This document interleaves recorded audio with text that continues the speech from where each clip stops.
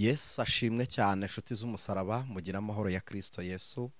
Ni mwene so Aniseti niyo mugabo ku Mukanguzi TV nk'ibisanzwe. Tugize umugisha wo kongera kubana namwe cyangwa se wo gukomeza kubana namwe. Dushimiye Imana iduhaye uyu mwanya turimo w'amasengesho. Dushimiye Imana iduhaye umwanya kugira ngo tuganire ijambo ry'Imana, kugira ngo dufatane mu maboko kugera ku munsi wo kuvuga ku ijwi ry'impanda. Imana y'amahoro se umwami wacu Yesu Kristo, umwami w'urukundo kandi Imana y'ineza ibaha umugisha. Uyu mwanya dushimiye Imana itugejeje kuri uyu munsi wa 8 w'amasengesho dufite. Hari abayakurikiye kuri channel y'Umukanguzi cyangwa se ijwi ry'Umukanguzi TV, kuri YouTube hari n'abantu bari kuyakurikira kuri WhatsApp group. Kuri WhatsApp group reka tube tubiseguyeho, yatangiranye n'abantu bayatangiye. Kukwadinga kuri groupe umunsi wa 8 ugeze biragoranye aribwo kiza. Niyo mpamvu tubiseguyeho. Hari abatwandikira ngo tubashyire kuri groupe, twababwira ngo ntibikunda mukaba confusion, kuko iyi groupe ni yaya masengesho ya 21 jours, ntabwo ari groupe ihoraho. Rero uyu munsi tugeze ku munsi wa 8 no kuva ku yindi minsi, kukwadinga kuri groupe tutaratangiranye, tutarabanye muri aya masengesho byakugora. Iminsi 8 ni myinshi, ahubwo twakomeza gufatikanya namwe gusenga, kuko tubwira abantu batayatangiye batabonye n'umwanya wo kuyasenga ko hari n'ababonye ko turi kuyasenga igihe kigiye. Noneho ahubwo icyo dukora, bohereza ibyifuzo kuri WhatsApp tukabishyira kuri groupe, tugafatikanya na bene data gusengera abantu, kuko niko ijambo ry'Imana rivuga. Riravuga ngo mwikorerane ibibaremerera kandi muruhurane, Imana ishimwe. Kuko rero ari amasengesho, abayakurikiye kuri YouTube batabonye uburyo bwo kujya kuri groupe ya WhatsApp, n'ubundi barahari benshi. Tugeranye kuri uyu munsi wa 8 kandi turacyakomeje kandi gusenga ntibingana n'iminsi. Nkunda kubibabwira, gusenga ntibingana n'intego yacu yo gusenga, ahubwo gusenga bingana nuko turi abakristo. Ko ijambo ry'Imana riratubwira ngo umukiranutsi asengesha umwuka wera iteka ryose, kuko nta wundi muntu wasengesha umwuka wera iteka atawugira, atarabyawe nawo ntabwo bikunda. Rero Imana y'amahoro ibaha umugisha. Dushimiye abantu mukora share mugasangiza abandi sengesho n'ubuzima. Nkunda kubivuga, iyo uhaye umuntu ibyo kurya uburamiye umubiri, iyo umuhaye ijambo ry'Imana uburamiye ubugingo.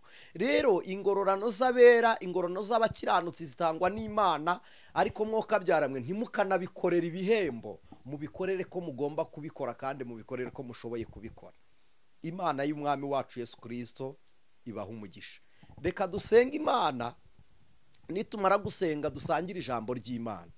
Yesu data mwiza, se umwami wacu Yesu Kristo, Imana y'urukundo, Imana y'imbabazi n'imbaraga, Imana igira ibambe ryinshi itinda kurakara, Imana yibuza umujinya kugira ngo itugirire neza yayo, turagushimiye. Urinda abakiranutsi, ariko kandi ntibituma wica abakiranirwa, nabo barindiriza kugira ngo bagere umunsi wo kwakira agakiza kawe. None uyu mwanya umuntu wumvira ijambo arwaye rimukize, atarabyarwa naryo rimuhindura urubyaro mu rugo rwera rwa Kristo. Imana ishimwe. Ku ijambo ryawe ryavuze abanyamahirwe, rigeze ku mwanditsi wa Zaburi aravuga ngo hahirwa umuntu w'iteka atoranya, yarangiza akamwiyegereza. Ngo kuko bene uwo umushyira mu bikari byawe, akarya ibyiza byaheraho mu rusengero. Imana ishimwe. Ubwo imibiri y'abakwizera ari insengero z'umwuka w'Imana, umwuka w'Imana nawo ateranira muri Kristo, kuko niwe Kristo, niwe mwuka. Bivuze ko ariho huriro ry'abakwizera. Abafite uyu mwuka wera bahurira muri wowe. Imana ishimwe. None uyu mwanya yobora imitekerereze yacu, udukure mu rujijo, nk'uko ijambo ryawe rivuga. Ryaratubwiye ngo iyo minsi yo kujijwa warayirengagije. N'uyu munsi ibyo tutamenye ubikuzeho kumenyeshwa nawe. Imana ishimwe. Ibyo tutazi ubikuzeho gusobanukirwa. Imana ishimwe. Aho tutaragera uhakuzeho kuhadushyitsa. Imana ishimwe.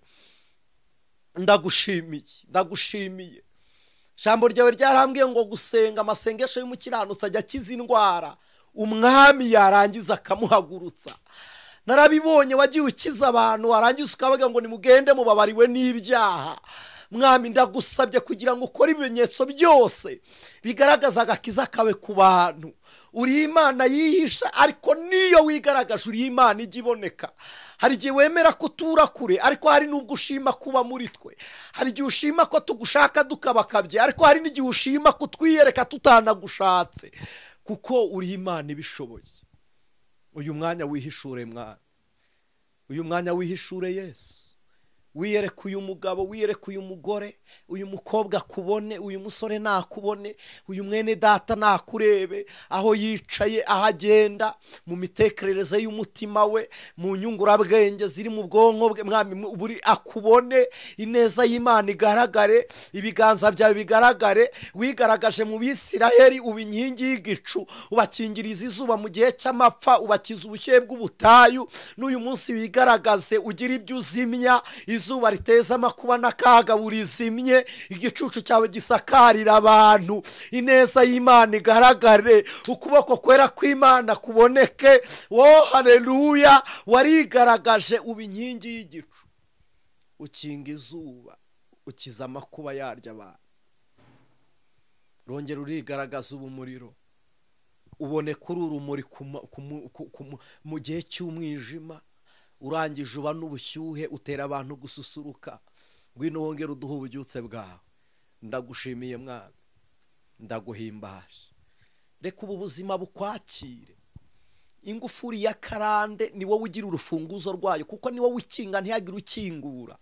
Ingufuri y'ubuzima bugoranye ni wowe ujya uyifungura, warangiza ugafungira umuntu mu cyumba cy'umunezero akishima adafite ishusho y'umunezero. Mu gihe cy'akababara akaba ari bw'ibitwenge bigaragara, igihe cy'urupfu akaba ari gutanga ubuzima. Naba ari wowe ukingura izi ngufuri, aba ari wowe uciye iminyururu. No kwa Pawulo warayiciye, kwa Petero warayiciye. Ntabwo uri Imana dufatira mu byashize gusa, nubwo hari urugero rututera kukwizera. Nibizaza nabyo uri Imana ibigaragaramo, iri uri Imana ibibonekamo. Niyo mpamvu uyu mwanya tugusabye kugira ngo ugire ibintu uca, ukingura agahinda, ugasezerere, ugahimerekeza aya marira, uyahimerekeza ibi byago bihimerekeza, iyi karandu yihimerekeza. Naba ari wowe uzingisha ibintu byose bibangamiye ubugingo n'abakwizera, kugira ngo impanda y'Uwiteka izavuge, imitima yacu ifite ihumure. Ndagushimiye.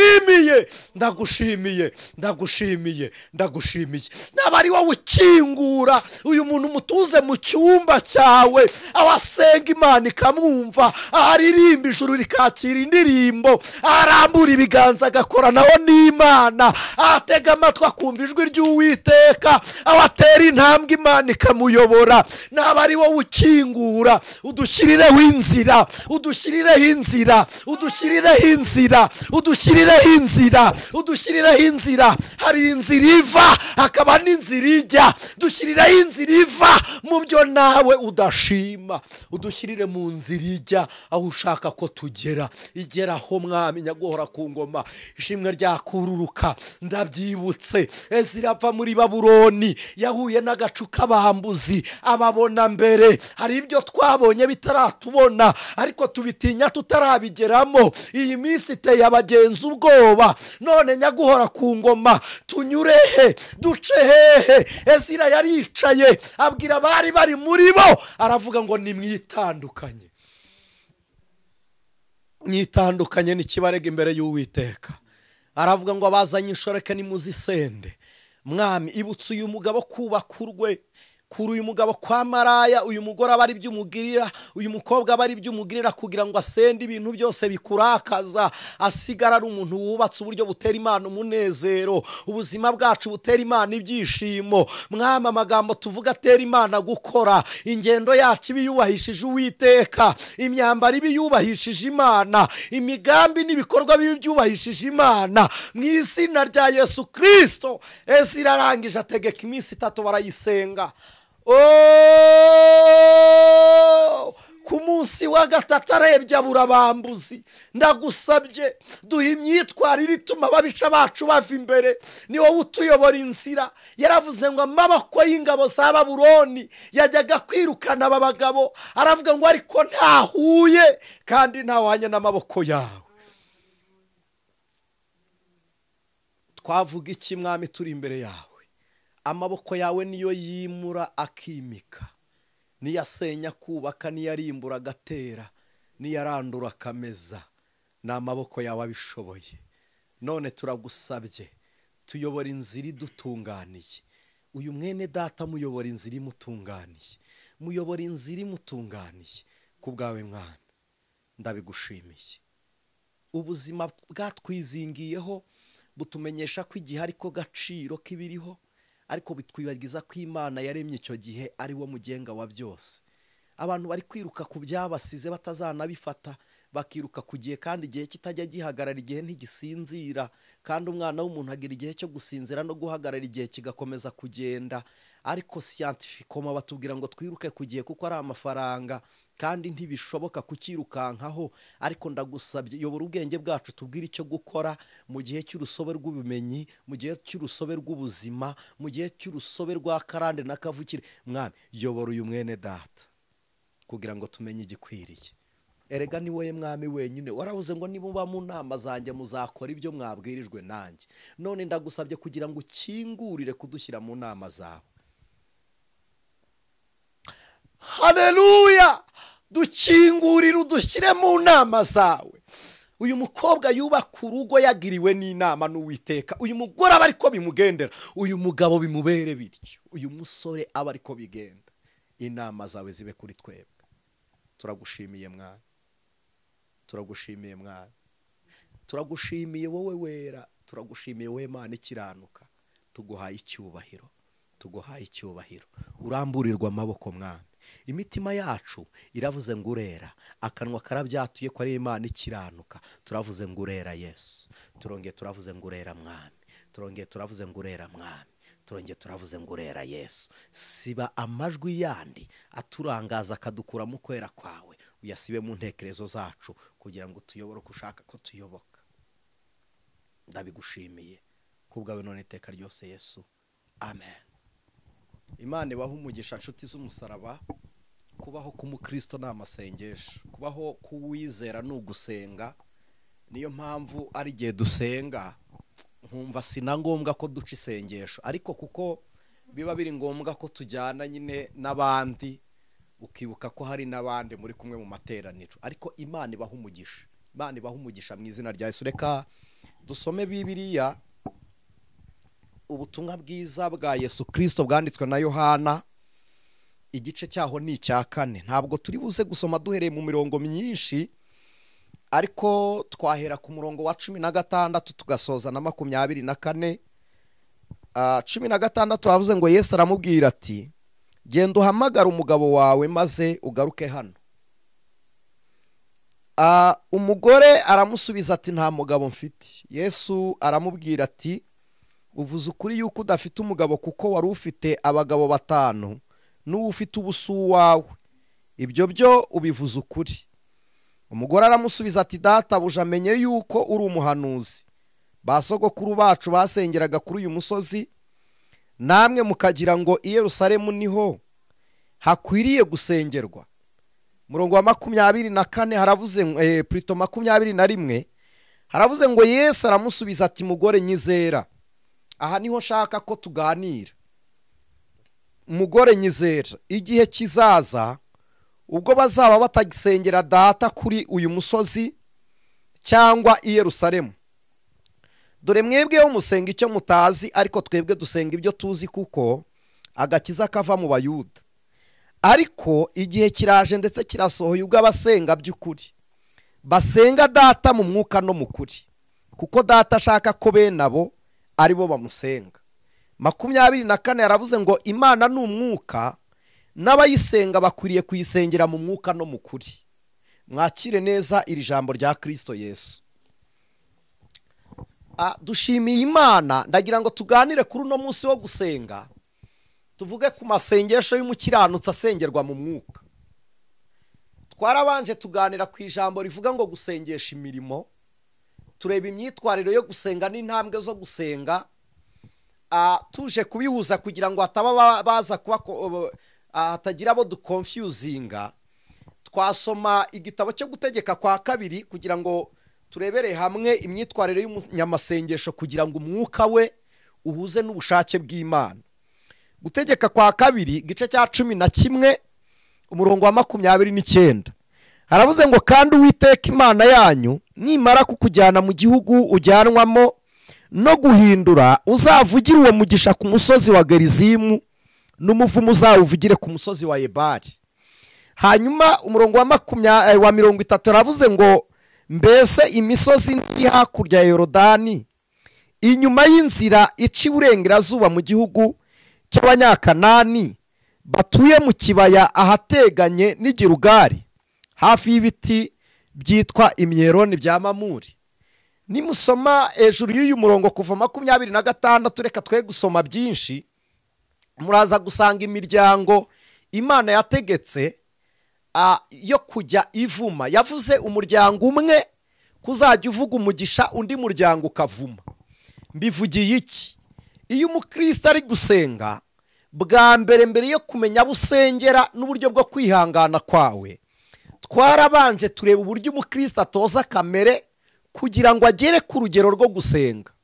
Bwa mbere kugira ngo utoze kamere ugere ku rugero rwo gusenga, nuko umenya Imana nubwo nta kamere imenyeshwa Imana, ariko ijambo ry'Imana ricura kamere, umwuka ukimura kamere. Iyo wumva ufite inyota yo gusenga n'inyota yo kumva ijambo ry'Imana, ibyo bizanwa n'umubatizo w'umwuka wera. Ubwo ufite umubatizo w'umwuka, kuko umubatizo w'umwuka uzana ibihe by'umuntu personeri no mu gihe atari mu rusengero. We muri we inyuma y'urusengero waba ari urusengero, umwuka akorera amateraniro muri we. N'imbere mu rusengero ubu uri urusengero rwo mu rusengero, kuko umwuka aba afite amateraniro yo muri wowe. Ibihe byiza biba nko kurahura, biba nk'amashanyarazi, kuko urugomero ruturuka hamwe rugacanira igihugu cyose, nyamara urugo rumwe ruba rufite amatara runaka. Umuntu acana urumuri mu rugo rwe rungana n'itara afite.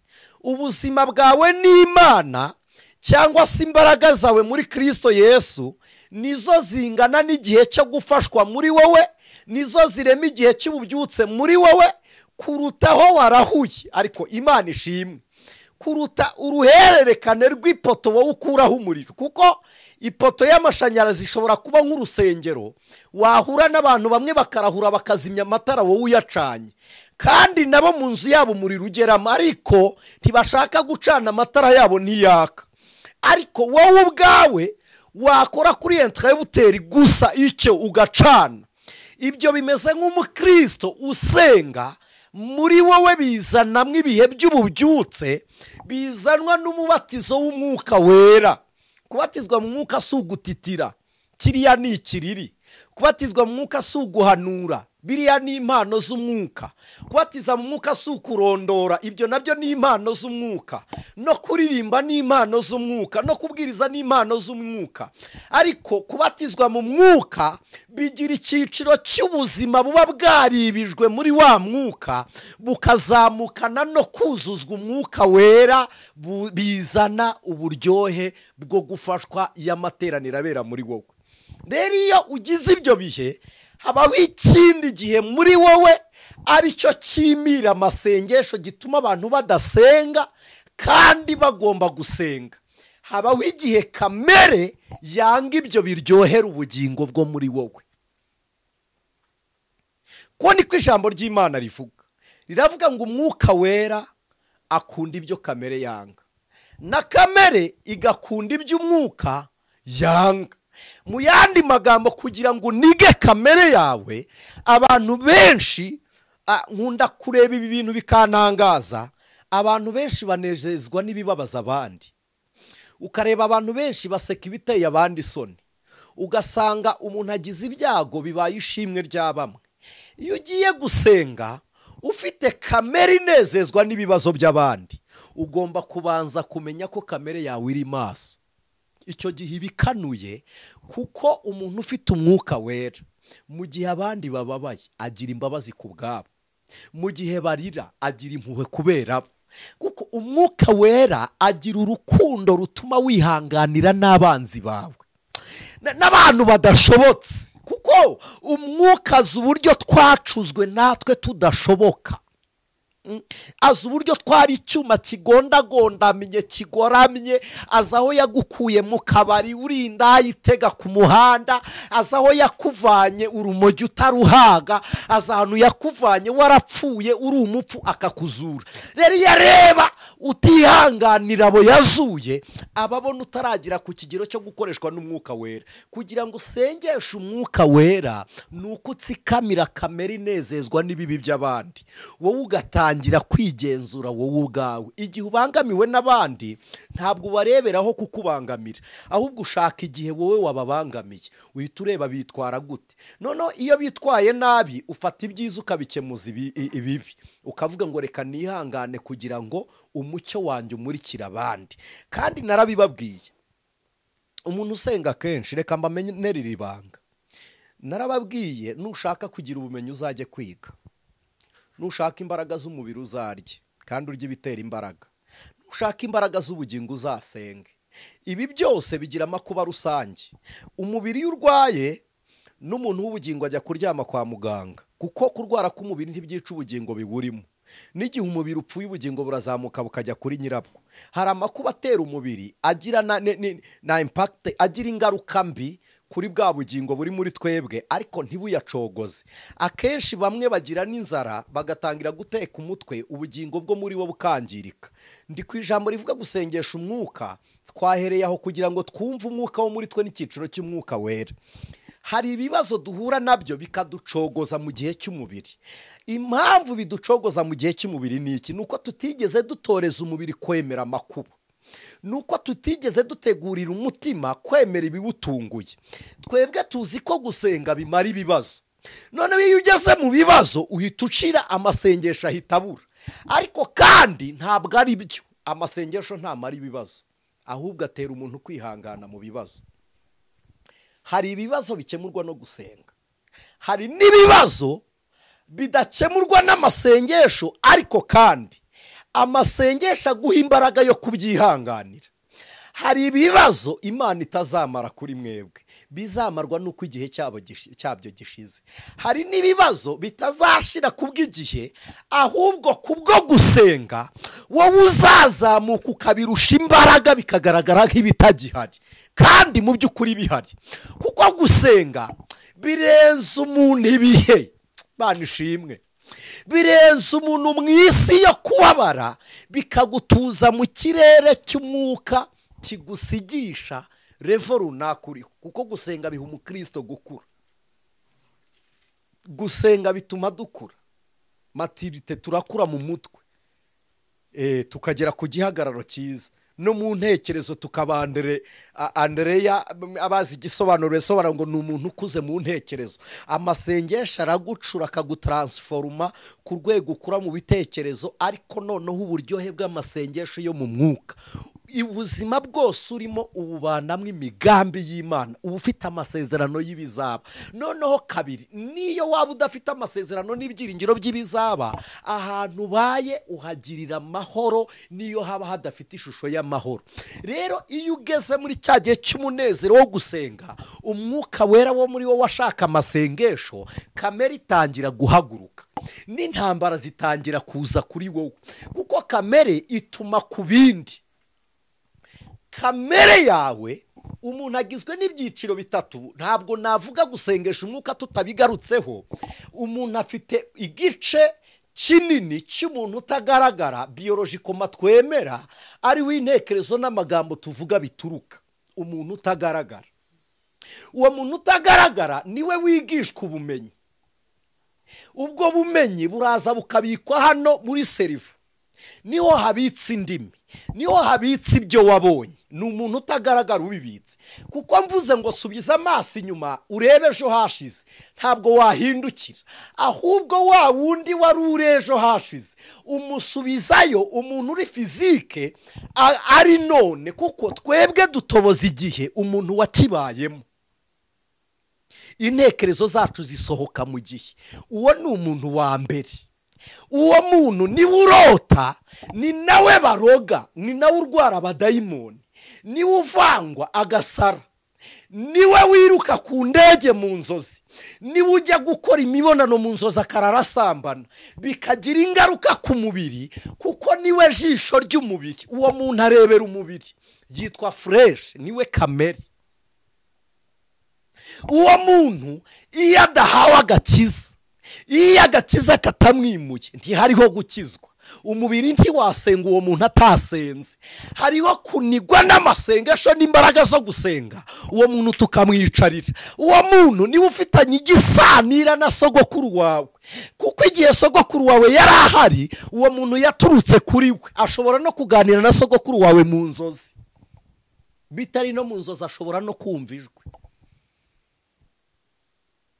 Tugaruke muri fizike. Narabibabwiye, fizike niyemera ko ubusa bubaho. Aha twita muri netwe hari umwuka tuzi n'amazina yawo.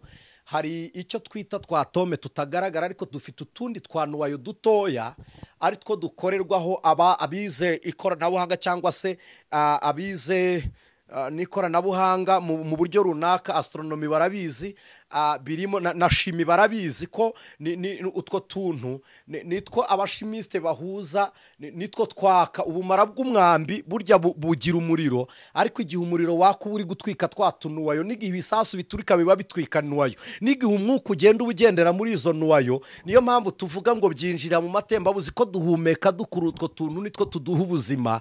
Hanyuma ibyo si byo nshaka gutindaho, ni natwo ijwi rigenderaho, niyo wireless, niyo nzira twavuga itafite urufatiro. Ijwi rigenderaho wowe ukanyumva kandi ntari kuvugira muri wowe.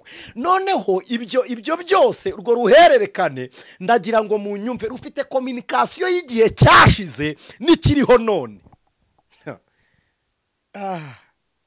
Imana ifashe tubikura fizike kugira ngo twumve ireme ry'umwuka wera muri scientifique. Ibyo byose bifite ishingiro n'urufatiro mu byabayeho by'ubuhanga mubona, kuko utwo tutaboneka dufite ibyuma bitureba. Iyo barebeye za microscope barareba bakabona ibitagaragara, cyangwa se za telescope. Iyo turebeye aho tubona ibitaboneka. None kuki tureberaho? Umuntu wavumbuye ibyo bitabonwa ninde? Ni umuntu uriho mu bigaragara. None niba umuntu uriho mu bigaragara ajya gusura ibitaboneka, bikaza fizikoma na spiritueloma, naho hari ibitaboneka bisurwa n'umuntu w'umwuka. Kuko umuntu ugaragara arifashisha ibireba ibitaboneka, abona ibitaboneka. Noneho no mu mwuka, umuntu w'umwuka arava muri twebwe ugaragara, nk'uko umuntu wa siyansi wa biology ava mu bitagaragara akarebera mu byuma bibona ibitaboneka. Natwe mu muntu w'umwuka dukwiriye kureba ibitaboneka dushingiye mu mwuka utabonwa n'ab'isi. Imana ishimwe. Umuntu utazi telescope ntiwamubwira ngo yireberemo abone, n'umuntu utazi gusenga ntiwamubwira ngo senga senge. Umuntu utazi gutwara imodokari ni ngombwa ngo abanze kwiga imodoka kugira ngo ayitware. Ni ngombwa ngo wige amerekezo ngo utware indege. Ariko turavuga gusenga, twavuga umwuka wera, bagashaka kuwugenzura batarabyiga. Muri mwe kuki utakoze icyo utize, kuki utarakora icyo utabonye, n'ibyo muvumbura mu bihera ku bihari? Kuki tuvuga umwuka akaba ari byo muhakana, mwarize n'ibindi bitabagaho mukabibona mu biriho? Ese wakubwira ngo mu bumenyi bwawe wabutanga gute? Ubumenyi ni imirimo. N'uwakubwira ngo mu mwuka wera, umwuka wera ni imirimo, kuko umwuka ni ishusho y'Imana mu mirimo. Ndagira ngo tuganire, dusengeshe umwuka wera iteka. Imana ishimwe. Ikintu nkundira umwuka wera mbere y'uko umusengesha, urabanza ukabyarwa nawe. Kandi kuba kubyarwa nawo ni ukwizeza umuntu wawe utagaragara. Hari babiri tumaze kubona, wa muntu w'intekerezo wakira umenya akabubika, hakaba n'umuntu ugaragara, uyu nguyu uhumeka agasinzira mu gihe yananiwe. Ariko wa muntu w'intekerezo ntajya asinzira, kuko murabizi ko murota muryamye. Hari n'umuntu rero w'umwuka wera. Uwo muntu w'umwuka wera niwe waremwe mbere. Uwo yitwa imigambi y'Imana, uwo yitwa kwera kw'Imana, yitwa ishusho y'Imana, kuko Imana yaravuze ngo tureme umuntu ase natwe. Uwo nguwo usa n'Imana n'utekereza iby'Imana itekereza. Mu yandi magambo, mu Kirundi tumwita umugororotsi, mu Kinyarwanda tukavuga umukiranutsi, mu magambo yuzuye tuvuga umwera. Mu gihe buriya baravuga ngo wishyuriwe, ni umuntu udafite idene Imana izaza ikamutwara nk'uwishyuriwe na Kristo, udafite urubanza na rumwe. Bene uwo muntu abyarwa ryari? Abyarwa igihe yizeye Yesu nk'umwami n'umukiza, akemera imirimo Imana yakoreye muri Kristo, noneho akizera no kugaruka kwa Kristo bishingiye ku bitaboneka, ariko bigaragazwa na wa muntu wacu w'umwuka atumenyesha ibizaba. Kuko ijambo rivuga iki? Riravuga ngo umwuka wera niwe uzabemeza. Twebwe ubu twemeye ko Imana ibana natwe, ariko kandi tumaze kuyemera tuyiyumvamo. Iyo tumaze kuyiyumvamo ikorana natwe, igendana natwe, iba muri twe, iragaragara none ku bitaboneka bya siyansi, aho telesikopi itareba, za mikorosikopi zitareba, aho mutazafatisha umwuka. Abantu babizi, murabizi, hari n'ibitagaragara dutega umuyaga ukabona kikagenda kigira kibengerana, cyangwa se kikagenda kibuja gikora muvoma. Hari n'umuyaga ugaragaza ibitagaragaraga. Ibyo byose ariko Imana we ndafashijwe n'ukuri kose, natwe Imana imaze kugaragarira muri twe. Imana ishimwe. Murabizi mu isi ibiremereye byose, nta kintu na kimwe kiremera kuruta umwuka, nta n'ikintu cyoroha kuruta umwuka, kuko ibiremereye byose biterurwa n'umwuka, n'ibyoroshye byose biterurwa n'umwuka. Umwuka wera rero abirusha kuremera. Umwuka wera w'Imana abirusha kuremera. Nasomye ijambo rirantangaza, rirambwira ngo ijwi ry'amazi menshi n'umuraba uri mu nyanja, ngo Uwiteka uri hejuru abirusha imbaraga. Iyo tuvuze ibyo bikonfuzinga abatizera, ariko ku bana b'ubugingo ni inkuru yuzuye yumvikana mu matwi. Rero iyo tugiye gusenga, ntabwo dusenga nk'abasengesha umubiri. Iyo tugiye gusenga, ntidusenga nk'abasengesha za ntekerezo, kuko intekerezo zawe ziravuga ibibazo wabonye, zifuza ibyo uzi, ziravuga iby'akanwa kazi kuvuga, ariko mu mwuka habamo igihekano utaravuga. Mu mwuka harimo inyajwi utaravuga, mu mwuka harimo imirimo utarakora. Nusengesha umwuka arakora ibyo utakora, aragera aho utagera. Ni mu nyumve inshuti z'umusaraba, impamvu yo gusengesha umwuka bwa mbere, niwe mbaraga z'Imana, niwe ushobora byose, kuko Imana ni umwuka. Nusengesha umubiri, ntabwo umubiri ubera hose icyarimwe. Nusengesha intekerezo, nta muntu utekereza biruta capacity intellectuelle, urasengesha imitekerereze ingana n'uko ungana. Ariko nusengesha umwuka wera, Oria bone sign mondrai, Imana ishimwe.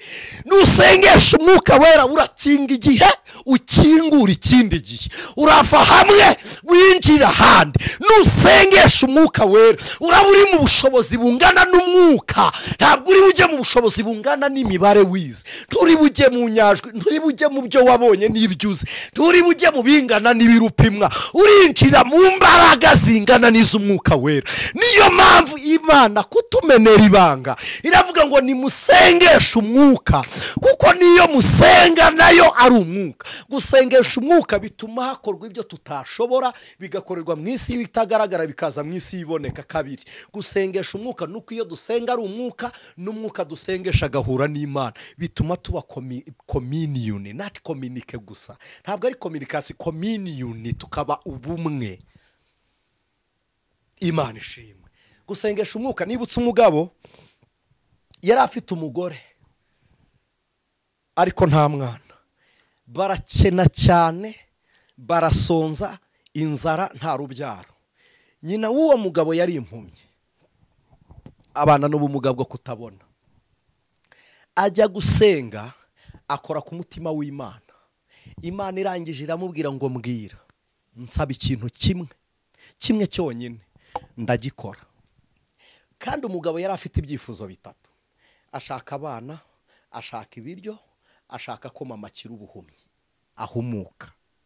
Imana iravuga ngo ndashaka unsaba ikibazo kimwe nicyo ndi bukore. Umugabo ashaka uburyo ari bubihuze bigafatana. Reka nkubwire, iyo umwuka yakugendereye uvuga kimwe, Imana igakora byose. Ariko Mana we, oh haleluya, iyo uri gusengera mu mwuka winjira mu bubasha bw'Imana ukavuga kimwe, Imana ikabyumvira rimwe.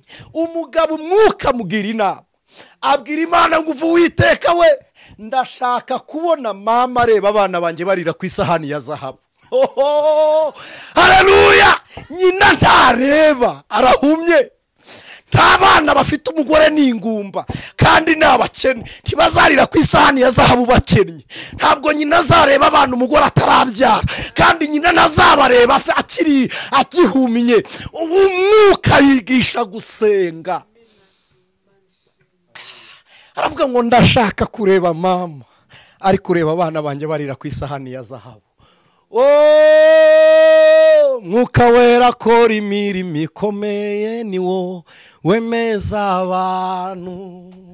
Umwuka wera w'Imana iyo tumusengesheje, Elisa yuzuye umwuka asengesha umwuka. Gihazi asengera mu mubiri, arangije abona ibitero. Mu gihe Gihazi ashinze umutwe, Elisa arasinzira aragona. Umuntu w'umwuka akangurwa n'abanyamubiri kumumenyesha ibyago umubiri ureba, kandi umwuka bafite amakuru y'ijuru. Hari abantu bari gutinya ibihe kandi Imana yaravuganye natwe. Nimuhumure, umwuka yaravuze. Hari ibanga bera bagenderaho, ibihe birakomeye, ariko nababwiye nta kiremera nk'umwuka, nta n'icyoroha nk'umwuka. Fizikoma, umwuka niwo ugira imbaraga. Uterura icyogajuru, kabiri uterura indege. Ibiguruka murabizi, abiza astronomy ziguruka umwuka ziwufunze zikawufungura bigeze mu kirere. Kuki zifunga umwuka ziri kuguruka? Ni ukugira ngo zirekurire umwuka wo zafunze ziterurire mu kirere.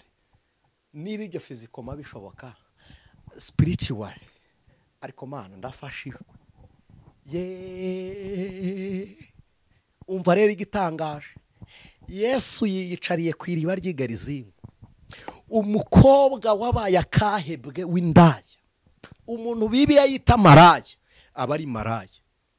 Umuntu uzumva Bibiliya ivuga ngo uyu yari indaya bakamwandika, byabaga bizwi kandi bimbibutse ko babaga bafite n'ipatante, basoreraga uburaya.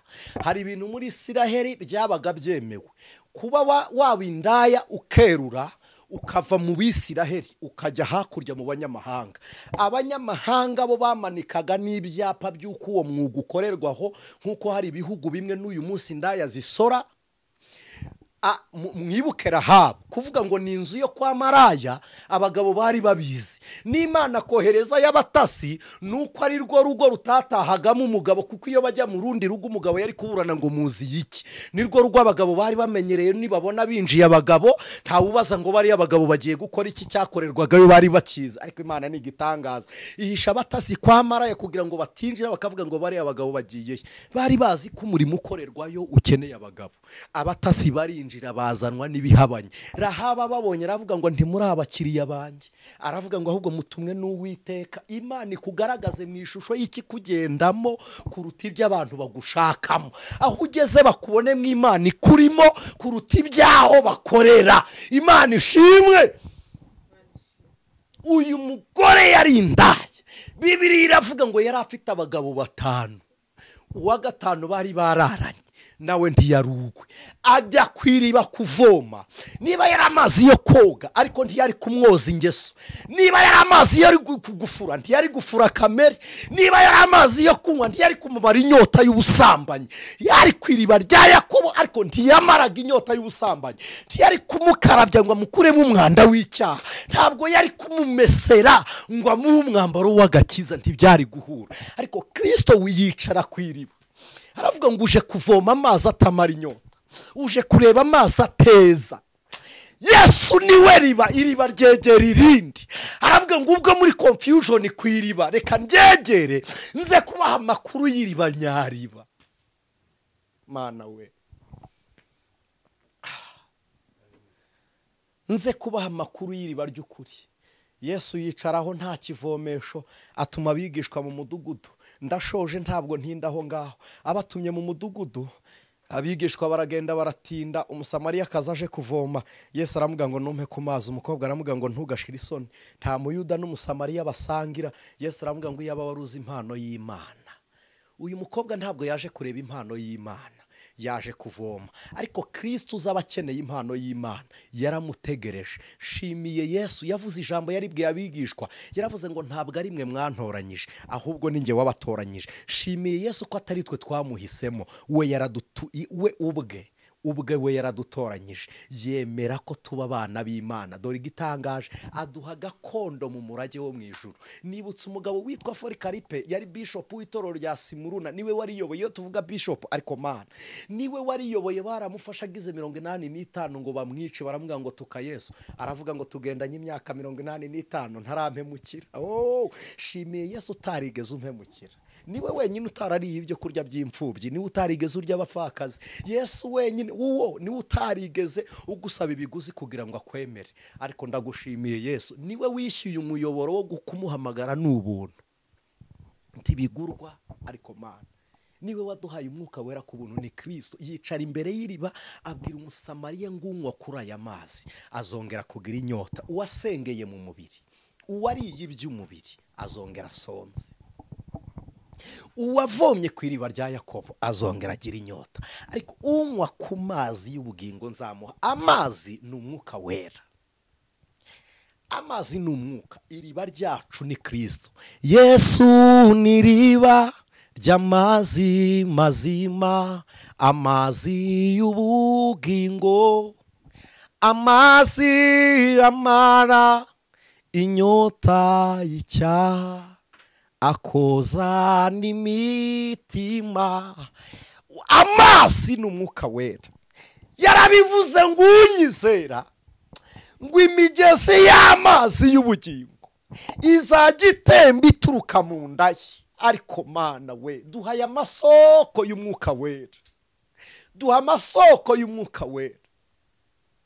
Umusamariya akazareba urugendo akora, areba izuba. Bibiliya yatubwiye ngo hari ku isaha za 6, ni saa 6 mu ruga ya Kiswahili, saa 6 ubwo ni saa 6 nyine mu Kinyarwanda. Igicamunsi ku manywa ya Rukamba Nyaruhanga, izuba ricanye, rya zuba ribi, hamwe inzoka z'impiri zishoka. Hahandi umubyeyi atohereza umwana ku isoko, haba hari inzoka ziteye ubwoba zimanuka. Hahandi nawe ubwawe ureba iryo zuba, umusamariya yumva ko hari irindi soko. Aravuga ngo umpa ayo mazi iteka kugira ngo ntazagaruka hano.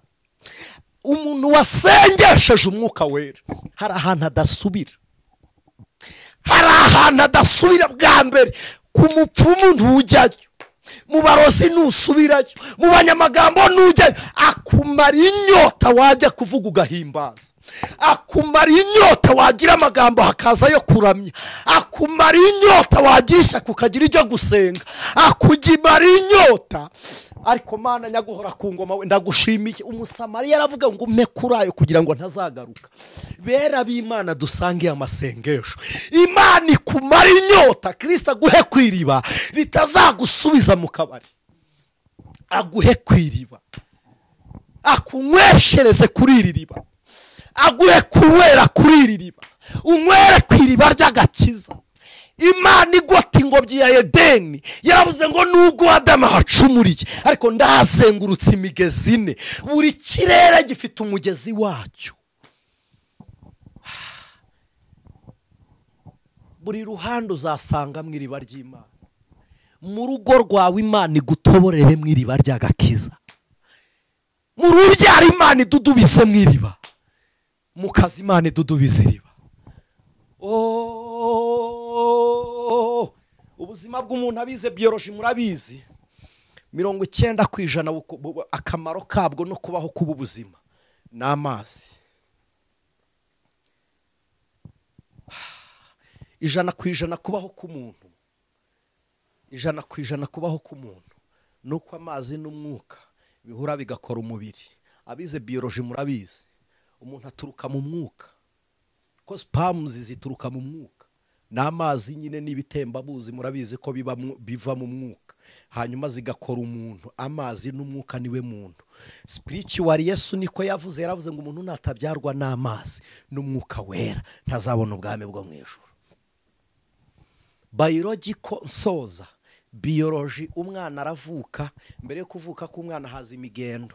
Nubwo iterambere rya none bitakiri ngombwa ko muyitegereza, ariko hari ibimenyetso bigaragaza ko igihe cyo kubyara kigeze. Isu ikameneka, amazi akaza, nyuma y'amazi umwana araza, umwana akazana nyuma y'amaraso haza umwana. Ndagira ngo mbabwire iki, hari amazi mugomba kubyarwa nayo, mugomba kubyarwa n'umwuka wera. Hanyuma ayo mazi muhamiriza muri Yorodani ko mubaye abakristo. Ntabwo umuntu aba umukristo no kubatizwa, ahubwo ubu umukristo ukajya kubatizwa ubihamya. Ntabwo amazi atugira abakristo, ahubwo amazi ni ikimenyetso cyo guhamya ko dupfanye na Kristo tukazukana nawe. Tuba duhamirije isi ko twemeye urupfu rwa Kristo n'umuzuko wa Yesu. Nicyo umubatizo usobanura. Nyuma yaho tuba urubyaro, tuba abana b'Imana.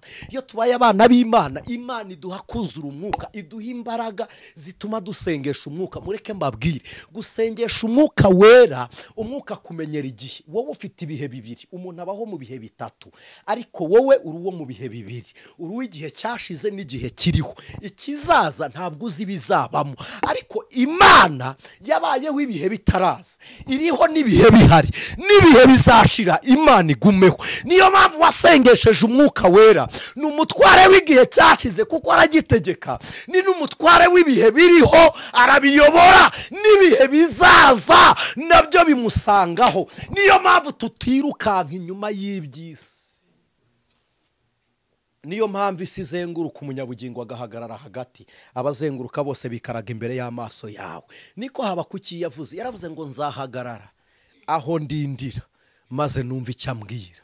Ntabwo isi niba yiruka ntibivuze ngo nimwiruke, iri kwiruka ijyana abantu aho isi yerekera. Ariko se wowe uri kwiruka ujya he? Werekera aho isi igiye. Hagarara uyoboza Imana inzira, sengesha umwuka wera. Imana ishimwe. Eliya yagiye gusengesha umwuka, yibuka ko nubwo hari imiryango 12 yazimye. Agiye gusenga aravuga ngo ndabanza nsa n'ibicaniro by'iyi miryango. Gusengesha umwuka, urasenga ukubakira n'abandi, urasenga n'abandi bagahembuka. Eliya yabyukije amabuye 12, yari uwo mu muryango wa Gadi, w'Abagadi, ariko yabyukije Rubeni, abyutsa Nafutali, abyutsa Abayuda, abyutsa Abayefurayimu, abyutsa Abamanasi, abyutsa bose arababyutsa. Eliya amaze kubyutsa aya mabuye aravuga ngo uyu munsi Uwiteka bigaragare. Umuntu wasengeye mu mwuka ababarira bose. Umuntu wasengeye mu mwuka yibagirwa inabi. Umuntu wasengeye mu mwuka yinjira mu kirere cy'umwuka, kuko ubugingo bwawe bujya gusabana n'Imana bukaganira nayo. Iyo Imana ivuze, umuntu wasengeye mu mwuka arumva. Niyo yavuze Imana irumva.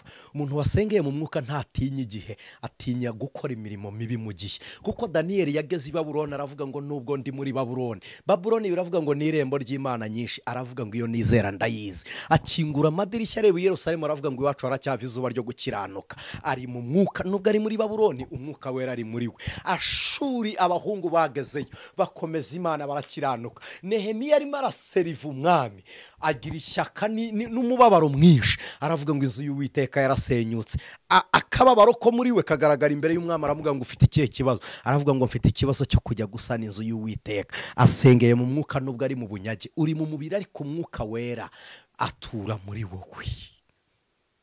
Uri mu gihugu kitabamwe insengero.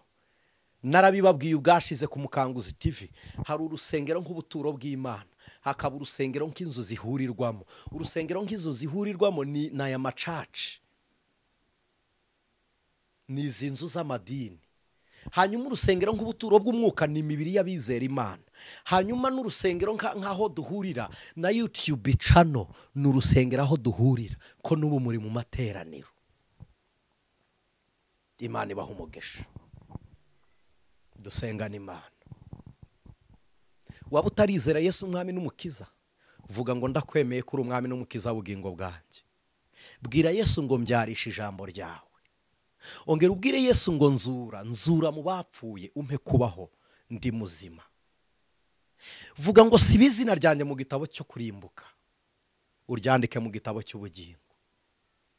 Hamya mu mutima wawe ko Kristo ari umwami n'umukiza w'ubugingo bwawe, ubyatuza akanwa. Waba waraguye, bwira Imana ngo ngere umpe imbaraga zo kubyuka. Waba ushaka gusenga, bwira Imana ngo nyibagize ibyanzitiraga.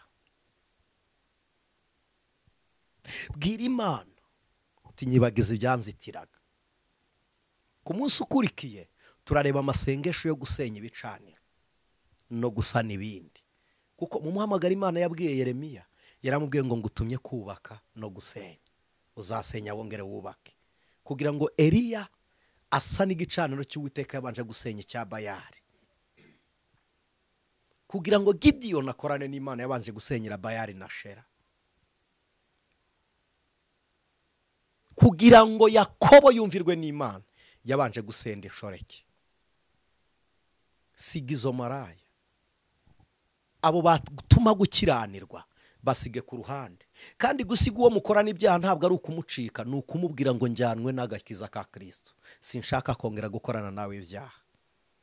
Ayo niyo masengesho, kugira ngo ijwi ryawe ryumvikane. Niba umaze gukira ibyaha, umaze kubibabarirwa, babarira abandi, kugira ngo ijwi ryawe rigere mu kanwa k'Uwiteka.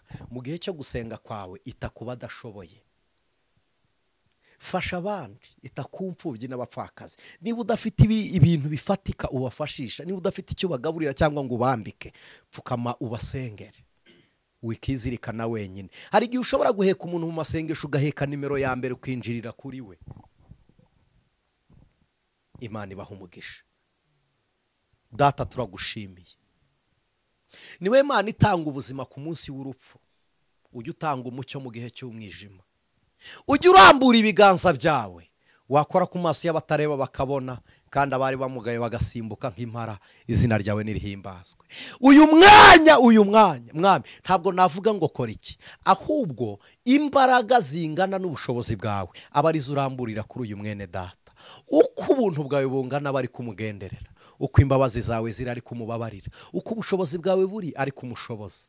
Bibe ku bwawe none n'iteka ryose Yesu, amen. Imana ibaha umugisha.